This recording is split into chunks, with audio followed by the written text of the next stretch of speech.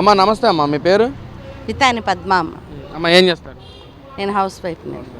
అమ్మ ఏంటి ఈ రోజున తిరుమల తిరుపతి దేవస్థానం గురించి అసలు బీభత్సంగా సోషల్ మీడియా కానీ గత 5 ఏళ్ల పాలన ఇప్పుడు 19 నెలల కాలన అలా మన రాష్ట్రంలోనే ఒక సమస్యగా మారిపోయింది. మరి గత ప్రభుత్వ పాలకులేమో అసలు మా ప్రభుత్వం ఎలాంటి కల్తీ జరగాలని చెప్పి వాళ్ళు మాట్లాడుతున్నారు.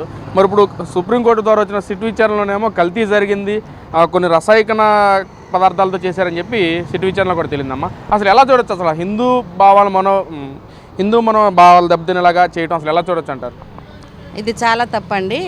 మన తిరుమల తిరుపతి అంటేనే మన అత్యున్నతమైనటువంటి మన ప్రాధాన్యత కలిగినట్టు దేవాలయం. మన రాష్ట్రంలోనే అతి ముఖ్యమైన దేవాలయాల్లో మన తిరుమల తిరుపతి అనేటటువంటి ప్రముఖమైన దేవాలయం. ఇటువంటి దేవాలయంలో లడ్డూలు కల్తీ జరిగిన 2014 నుంచి 19 నుంచి 2024 వరకు ఉన్న గత ప్రభుత్వంలో వైఎస్ జగన్ గారు ప్రభుత్వంలో లడ్డు అనేటటువంటిది కల్తీ జరిగిందని విన్నాం మాట. ఆ మాట అయితే వచ్చింది బయటికి. అయితే ఆ లడ్డు కల్తీ చేయటం అనేది ఎంతమంది హిందువుల మనోభావాలను దెబ్బతీసి ఉంటాయి అంటారు. ఎంతమంది భక్తులు అయ్యో మేము ఈ లడ్డు తిన్నాము, ఈ విధంగా అపవిత్రమైనటువంటి లడ్డూని తిన్నాము, ఇది ఎంత దారుణమైన విషయం అని చెప్పి చాలామంది బాధపడ్డారు.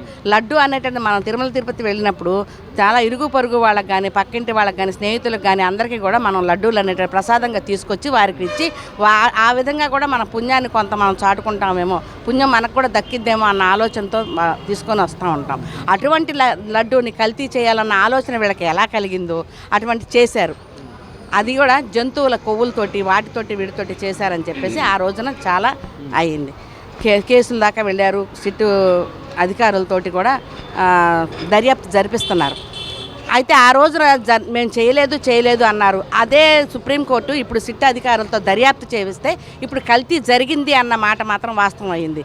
మళ్ళీ మేము చేయలేదని చెప్పడానికి వెళ్ళారు. అసలు అంటే ఫోరెన్సిక్ ల్యాబ్లు తప్పు చెప్తున్నాయా? తప్పు చెప్పవు కదా. ల్యాబ్ అనేటటువంటి తప్పు చెప్పదు కదా. అది ఎప్పుడు రిపోర్ట్ మాత్రం కరెక్ట్గానే ఉంటుంది. అంటే వీళ్ళు ఏ మాటకి ఆ మాట, ఒక మాట మీద ఉండరండి. 10 రకాల మాటలు, ఏ ఎండగా గడుగు అన్నట్టు ఆ అడీలకి ఆ మాట, తర్వాత గడీలకి తర్వాత మాట మాట్లాడే అధికారులు. 60 లక్షల కిలోల నెయ్యిలో క్వాంటిటీ ఫేక్ చేశారు. దాంతోపాటు 20 కోట్ల లడ్డులకు పైగా తయారు చేశారని చెప్పి కూడా సిటీ విచారణలో తేలిందమ్మా. ఏంటి ఎలా చూడొచ్చు అంటారు? అదేనండి అంటున్నాను. అసలు డైరీనే లేని డైరీ ఫామ్ నుంచి తీసుకొచ్చారు నెయ్యి తీసుకొచ్చారంట. అసలు డైరీ పేరే లేని డైరీ నుంచి తీసుకొచ్చి అప్పుడు ఉన్నటువంటి ఎండోమెంట్ మినిస్టర్గా ఉన్నటువంటి ఎల్లంపల్లి శ్రీనివాస్ గారు కానీ, మిగతా వాళ్ళు అక్కడ ఉన్నటువంటి చైర్మన్ వైవి సుబ్బారావు గారు కానీ, వీళ్ళందరూ కలిసి కూడా ఈ నాటకం ఆడి ఇలా చేయొచ్చు, ఇలా చేయాలి, మనం దీంట్లో కూడా మనం ఇంత సంపాదించుకోవాలి అని ఆ దేవదేవుడి లడ్డూల మీద చూపించారు. మొత్తం నాశనం అయిపోతారండి. అలా ఇలా కదా ఊడ్చుకుపోతారని మేము ఒక భక్తురాలుగా నేను చెప్తున్నాను. నాశనం అయిపోతారు. ఎందుకు పనికి రాకుండా ఆయన దేవాలయంలోనే ఇటువంటి కల్తీని చూపించినందుకు ఉట్టికే పోరు, ఊడ్చుకుపోతారు మొత్తం అందరూ కూడా. గతంలో జగన్మోహన్ రెడ్డి గారు కూడా దీని మీద ప్రెస్ మీట్ పెట్టి చాలా విధాలుగా మాట్లాడారు. అసలు తిరుమల కలియుగ శ్రీ వెంకటేశ్వర స్వామి దేవాలయంతో పెట్టుకున్న వాళ్ళు ఎవరు బతికలేరు, లేదా అసలు నాశనం అయిపోతారు, పుట్టగదులు లేకుండా పోతారు అని చెప్పి ఆయన నోట్లో ఆయనతోనే మాట్లాడారు. మరి ఎలా చూడొచ్చు? ఇప్పుడు సిట్ విచారణలో కూడా తేలింది కల్తీ జరిగిందని చెప్పి. ఏంటమ్మా ఏం చెప్తారు మరి దాని గురించి? ఆయన నోటితో ఆయనే చెప్పారని అంటున్నారు కదా. ఆయన నోటితో ఆయనే చెప్పారు. కలియుగ వెంకటేశ్వర స్వామి దేవాలయంలో లడ్డూలు కల్తీ చేసినందుకు పుట్టగతులు ఉండకుండా పోతారు. ఇక ముందు కూడా ఆ గవర్నమెంట్ ఎప్పటికీ రాకుండానే పోద్ది. ఆయన మీద ప్రయోగించారు కాబట్టి ఇక ఎందుకు పనికి రాకుండానే పోతారని ఆయన నోటితో ఆయనే చెప్పాడు. అది వాస్తవం. ఆ మాట మాత్రం వాస్తవం. మేము అందరం ఒప్పుకుంటాం దీన్ని మాత్రం. అసలు వైసీపీ నాయకులు గతంలో చేసిన వైవి సుబ్బారెడ్డి కానీ, లేదా పేరు నాని కానీ, అంబటి రాంబాబు కానీ, వీళ్ళంతా కూడా మాట్లాడుతూ అసలు మా ప్రభుత్వంలో ఎలాంటి తప్పు జరగలేదు, చంద్రబాబు తన స్వలాభం కోసమే చూసుకుంటా ఉన్నాడు, అసలు రాజకీయం ప్రలోభం చేస్తూ ఉన్నాడు అక్కడ అని చెప్పి మాట్లాడుతున్నారమ్మా. అసలు ఎలా చూడొచ్చు అంటారు? రాజకీయ ప్రలోభం చేయడానికి చంద్రబాబు గారికి ఏమైనా ఇదే అండి చుట్టమా? చంద్రబాబు గారు అట్లాంటి పని ఏం చేసేవారిలా కాదండి. మేమనేది ఏంటంటే అది దేవాలయం, హిందువుల మనోభావాలు దెబ్బతింటున్నాయని భక్తులందరూ గొడవ పడుతున్నారు. కానీ చంద్రబాబు గారి పార్టీకి సంబంధం లేదు. ఇది పార్టీలకు అతీతం అండి. పార్టీలకు సంబంధం లేదు. పార్టీని తీసుకురావద్దు ఇక్కడ.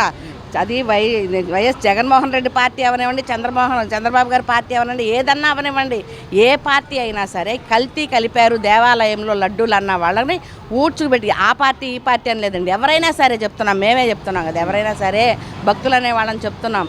ఎవరైనా సరే ఆయన దేవాలయంలో కల్తీ జరిగింది అని అంటే జరిపించిన వాళ్ళు, జరుగుతున్నప్పుడు చూసిన వాళ్ళు, దాంట్లో ఉన్నటువంటి పాత్రధారులు, సూత్రధారులు అందరికీ కూడా దేవుడు మట్టి కరిపించే పని చేస్తాడు తప్పకుండా. దేవుడు నమ్మిన వాళ్ళం మేము, ఆయన నమ్మిన వాళ్ళని, వెంకటేశ్వర స్వామిని. తప్పకుండా వాళ్ళకి శిక్ష పడేలాగా చెయ్యాలి అని చెప్పి మేము కోరుకుంటున్నాం. అమ్మ మరి ఓవరాల్గా మరి పరిపాలన ఎలా ఉందమ్మా? ఈ కూటమి ప్రభుత్వం వచ్చి 19 నెలల కాలం పూర్తయింది. అసలు ఎలా ఉంది? ముఖ్యంగా మహిళలకి మీరే చెప్పాలి, అసలు ఎలా ఉంది అసలు? మహిళలకి అనేటటువంటి చాలా బాగా జరుగుతుందండి. ఎందుకంటే ఫ్రీ బస్సు ఒకటి పెట్టారు ఆయన. అట్లాగే గ్యాస్ బండలు కూడా సంవత్సరానికి 3 బండలు అని చెప్పేసి వదిలారు. 3 బండలు వదలటం వల్ల కూడా చాలామంది ఆడవాళ్ళు చాలా సంతోషం వ్యక్తపరుస్తున్నారు. అట్లాగే ఈ ఫ్రీ బస్సు వల్ల చాలామంది కోచింగ్లకు వెళ్ళేవారు కానీ, ఆఫీసులకు వెళ్ళేవారు కానీ నెలకి 1200, 1500 ఫీజులు కట్టుకొని, బస్ ఫీజు కట్టుకొని వెళ్ళాల్సి వచ్చేది పాసులు తీసుకొని. అట్లాంటి వాళ్ళకి చాలా ప్రయోజనకరంగా ఉందయ్యా ఇది. ఇంకోటి ఏంటంటే పిల్లలు, చిన్నపిల్లలకి తల్లి అమ్మఒడి అనేది ఆయన ప్రభుత్వంలో పెట్టాడు. కానీ ఇక్కడికి వచ్చి తల్లికి వందనం అని పెట్టుకున్నాం మేము. ఈ తల్లికి వందనం అనేటటువంటిది పడింది, చక్కగా పడుతున్నాయి. పిల్లలు ఎంతమంది పిల్లలు అప్పుడు ఇంట్లో కుటుంబంలో ఒక పిల్లవాడికి ఎవరుంటే వాళ్ళు ఒక మనిషికి మాత్రమే పడేదని. ఇప్పుడు అలా కాదు, ఎంతమంది 3 పిల్లలు ఉన్నా 4 పిల్లలు ఉన్నా కూడా ఎంతమంది పిల్లలు ఉంటే అంతమందికి తల్లికి వందనం అని చెప్పేసి అదే పథకం. చంద్రబాబు అసలు ప్రజలు మోసం చేస్తా ఉన్నాడు, అసలు ఇది ప్రభుత్వం లేక జంగిల్ రాజ్యాంగం అని చెప్పి కూడా మాట్లాడుతున్నారు వైసీపీ నాయకులు జగన్మోహన్ రెడ్డి.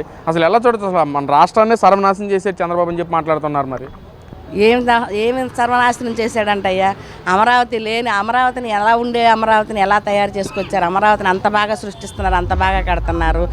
మన రాష్ట్రానికి రాజధానే లేకుండా చేశాడు కదయ్యా 5 సంవత్సరాలు ఉండి కూడా ఆయన. అటువంటి రాజధాని లేని రాష్ట్రానికి అమరావతిని కట్టిస్తూ, అమరావతిని చూపిస్తూ, ప్రపంచ పటంలో అమరావతి, ఈ ఆంధ్రప్రదేశ్ రాజధాని అమరావతి అని చూపించి గుర్తింపు తెచ్చిన చంద్రబాబు నాయుడు గారు సర్వనాశనం చేశారని చెప్తున్నాడు ఈయన. ఏం చెప్తున్నాడు ఈయన? ఎక్కడికెక్కడ ఐటీ ఉద్యోగాలకి పరదేశాలకు వెళ్ళి, పరరాష్ట్రాలకు వెళ్ళి మన పిల్లలందరూ చదువుకుంటుంటే అక్కడ కాదు, ఇక్కడ చదువుకోవాలి, మన రాష్ట్రంలోనే ఉద్యోగాలు సంపాదించుకోవాలి, మనమే ఇవ్వాలి ఉద్యోగాలు అందరికీ అని ఇక్కడ ఐటీ కంపెనీలు పెట్టి, ఐటీ హబ్బులను పెడుతూ పిల్లలందరికీ ఉద్యోగాలు కల్పిస్తుంటే ఈయన సర్వనాశనం చేస్తున్నాడా?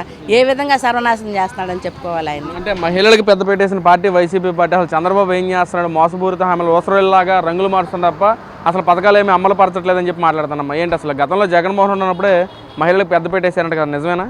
లేదమ్మా, చంద్రబాబు గారే పెద్దపీట వేశారు. మాకు చంద్రబాబు గారు ఉన్నంత వరకు మాకు మహిళలందరికీ న్యాయం జరుగుతుంది. ఇంకా రేపో మాపో ఇంకో పథకం కూడా 18 సంవత్సరాల నుంచి 59 సంవత్సరాల వయసు ఉన్న వాళ్ళకు కూడా శ్రీనిధి కింద ఆడవాళ్ళకి కూడా అమౌంట్ ఇస్తానని అంటున్నారు. అది కూడా ఆ పథకం కూడా వదులుతారు. మహిళలకి ఆయన ఉండగానే పెద్దపీట వేశారని మేము అందరం అనుకుంటున్నాం. మరి పాదయాత్ర చేస్తా అంటున్నారు 27లో. మరి మహిళలే నన్ను గెలిపించడానికి సిద్ధంగా ఉన్నారంటున్నారు. మరి ఒక మహిళగా గెలిపిస్తారా మరి జగన్మోహన్ రెడ్డి? మేము ఎన్ని పాదయాత్రలు చేసుకుంటారో అన్ని పాదయాత్రలు చేసుకోమనండి ఆయన్ని. అయినా సరే, ఎందుకంటే కలియుగ దైవంతో పెట్టుకున్నాడు ఆయన. అసలు ఇంకా మట్టి కనిపించేస్తే తప్ప అంతకంటే ఏమీ లేదు. ఈసారి మళ్ళీ వస్తారనేటటువంటి ఆలోచన కూడా లేదు ఆయన. అసలు మహిళలే నన్ను ఆదరిస్తారంటా ఉన్నారు. మహిళలే నన్ను ఆదరిస్తూ ఉంటారు. ఎవరయ్యా ఆదరించేవాళ్ళు? ఏ విధంగా న్యాయం చేశారని ఆదరించడానికి ఆయన? ఈయన సంపాదించుకొని, ఈయన కోట్లు ఈయన వెనకేసుకొని, ఈయన పక్కన ఉన్నటువంటి 5-6 మంత్రుల్ని పెంచి పెద్ద చేశాడే తప్ప ఎవరికి న్యాయం చేశారు ఆయన? ఏ మహిళకి న్యాయం చేశారు? ఎవరికి న్యాయం చేశారు? ఏ వర్గానికి న్యాయం చేశారు? ఏ కులానికి న్యాయం చేశారు? ఆయన రెడ్ల కులానికి న్యాయం చేసుకున్నారు తప్ప ఎవరికి ఏ వర్గానికి కూడా న్యాయం జరిగింది లేదు, పెట్టింది లేదు. ఫైనల్గా ఈ ప్రభుత్వం సంతోషంగా ఉన్నారమ్మా? అంతా సంతోషంగానే ఉన్నామమ్మా ప్రస్తుతానికి మొత్తం.